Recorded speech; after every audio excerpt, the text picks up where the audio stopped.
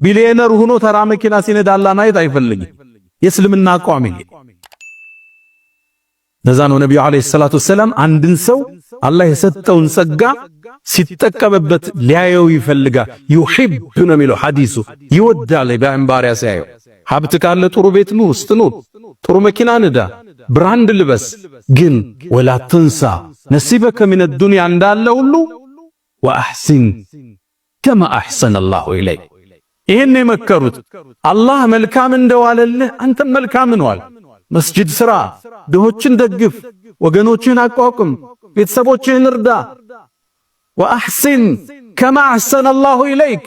ደግሞም ይህን ስንልህ ብርህን ነጠቃ እንዳይመስልህ። ወላ ተንሰ ነሲበከ ሚነ ዱንያ፣ ምድራዊ ጸጋህንም አትርሳ።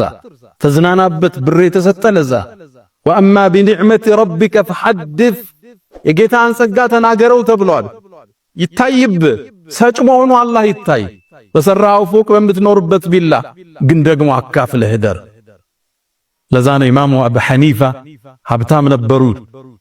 አቡ ሐኒፋ መስጂድ ሲገቡ የሽቷቸው ጠረን መስጂድ እንደገቡ አወል ሶፍ ያለ ሲያቅ ነበር። ዘመናዊ ነገስታት የሚቀበቱን ሽቶ ነበር የሚቀቡ። ኢማሙል አዕዘም የፉካሃዎቹ አባት እያንዳንዱ መዝሃብ የሳቸው ጥገኛ ነው የሚባልላቸው ነጋዴ ነበሩ። አንድ ልብስ ስለራሳቸው ሲወስዱ አንድ ልብስ ሰደቃ ይሰጣሉ ይባላል። ወላ ተንሰ ነሲበከ ሚነ ዱንያ ወአሕሲን ከማ አሕሰነ አላሁ ኢለይክ ብለው መከሩት። ሊሰማ ግን ፍቃደኛ አይደል። አንድን እኩይ ቃል መለሰላቸው። ቃለ ኢነማ ኡቲቱሁ ዐላ ዒልሚን ዒንዲ አላቸው። ይህን የምታዩትን ሀብት እኮ የተሰጠሁት በእውቀቴ ነው አላቸው።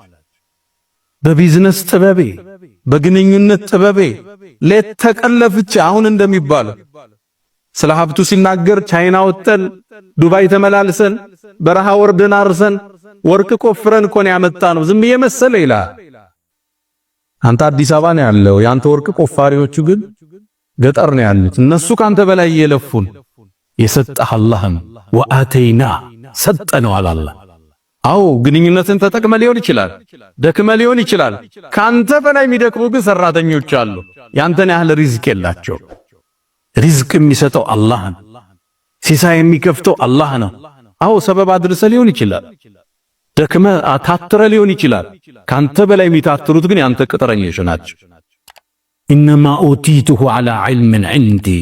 ይሄ ዝም ብሎ የመጣ ብር መሰላል። በእውቀቴ እኮ ነው ደክሜ ወጥቼ ወርጄ አሰላስዬ ግንኙነት ፈጥሬ